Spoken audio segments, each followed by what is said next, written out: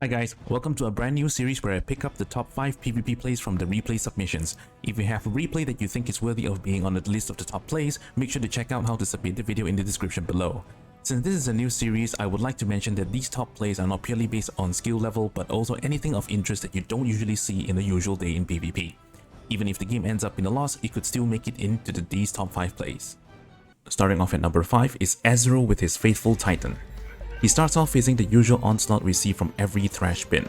After a bit of scuffling and completely ignoring the egoistic flashy trash bin, Titan behaves like a true ruler before the Olympians, shelling at everything and takes on anything the enemy had to throw at him.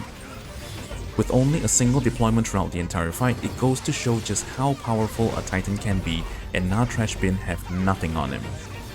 All hail Titan supremacy. Moving on to number 4, we have Breadsticks whooping up chaos in Gold League.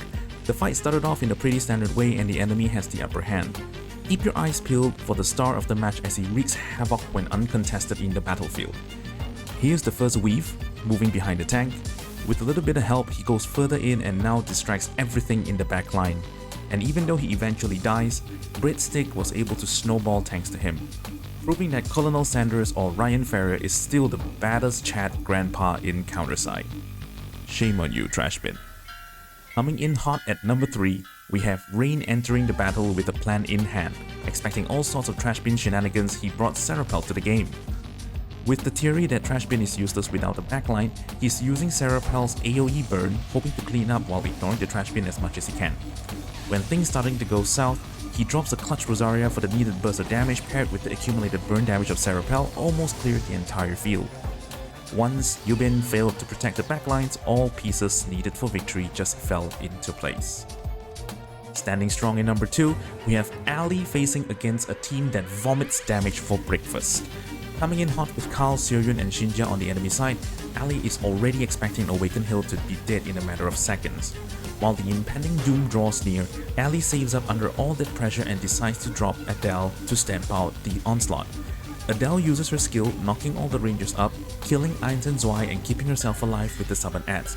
Who needs a tank when you have Adele? The sheer number of her summon adds looks like a Zergling rush scene right out of StarCraft.